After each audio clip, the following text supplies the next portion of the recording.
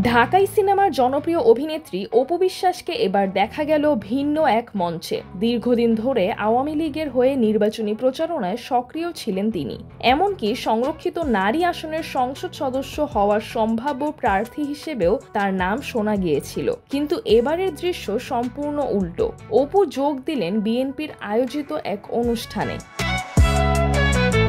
বৃহস্পতিবার 4 সেপ্টেম্বর কুষ্টিয়ার খোকসা উপজেলায় বিএনপির ৪৭তম প্রতিষ্ঠা বার্ষিকী উপলক্ষে জানিপুর সরকারি মাধ্যমিক বিদ্যালয় মাঠে আয়োজন করা হয় শোডাউন ভোজন ও সাংস্কৃতিক অনুষ্ঠান।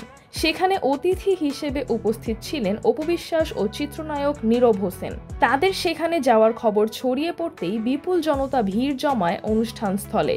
জানা গেছে, খোকসা পৌর বিএনপির সাবেক সাংগঠনিক সম্পাদক রিপন হোসেন নিজে আমন্ত্রণ জানান এই দুই তারকাকে।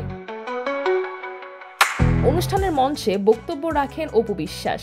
তিনি বলেন, ঢাকা থেকে 7 ঘন্টার পথ পাড়ি দিয়ে আপনাদের সঙ্গে দেখা করতে এসেছি। আমি একজন শিল্পী, এটাই আমার প্রকৃত পরিচয়। সেই পরিচয়ে আপনাদের কাছ থেকে সবসময় ভালোবাসা পেয়েছি। আপনাদের দীর্ঘ সময়ের অপেক্ষা আসলে সেই ভালোবাসারই প্রকাশ। বগুড়ার মেয়ে অপু বিশ্বাস আরও বলেন, এর আগে রাজবাড়ী এসেছিলাম, তবে খোকসায় এবারই প্রথম আসা। আমাকে এখানে আনার জন্য রিপন ভাইকে ধন্যবাদ জানাই। তিনি আপনাদের সেবা করতে চান, আর আমি চাই আপনারা তাকে সেই সুযোগ দেবেন। একসময় আওয়ামী লীগের নির্বাচনী প্রচারণায় নিয়মিত ছিলেন অপু বিশ্বাস, কিন্তু হঠাৎ বিএনপির মঞ্চে তার উপস্থিতি রাজনীতির অঙ্গনে এবং বিনোদন দুনিয়ায় সৃষ্টি করেছে নতুন আলোচনা সমালোচনা। এদিকে বিষয়টি নিয়ে সামাজিক মাধ্যমে প্রতিক্রিয়া জানাতে দেরি করেননি চিত্রনায়িকা পরিমণি। শুক্রবার 5 সেপ্টেম্বর ফেসবুকে দেওয়া এক পোস্টে তিনি লেখেন, আগে ছিল 6 মাস হিন্দু, 6 মাস মুসলিম, এখন 6 মাস আওয়ামী লীগ, 6 মাস বিএনপি। পোল্টিবাজ, সুবিধাবাদী কাকে বলে দিদি কিন্তু দেখিয়ে দিলেন।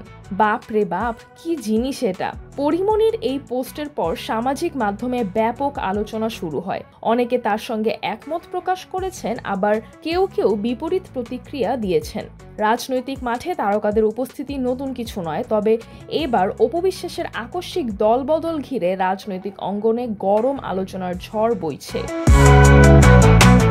সিজরাতুল আভা, দৈনিক আওয়ার বাংলাদেশ।